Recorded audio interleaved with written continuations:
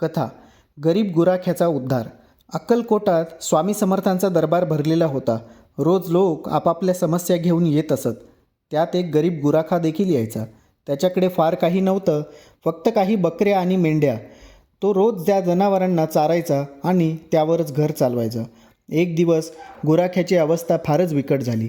पाऊस पडत नव्हता, गवत कमी झालं होतं, मेंढ्या उपाशी मरायला लागल्या.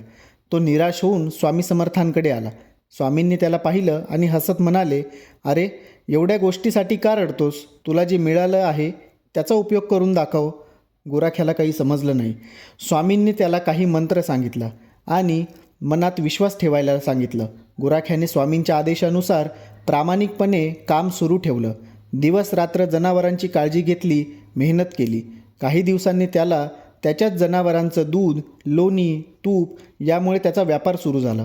आजूबाजूच्या लोकांना त्याचं तूप खूप आवडलं. हळूहळू तो श्रीमंत झाला. गुराखा स्वामी समर्थांच्या चरणी येऊन म्हणाला, "स्वामी, हे तुमच्या कृपाशक्तीमुळेच झालं." स्वामी हसून म्हणाले, "कृपा तिथेच होते जिथे परिश्रम असतात.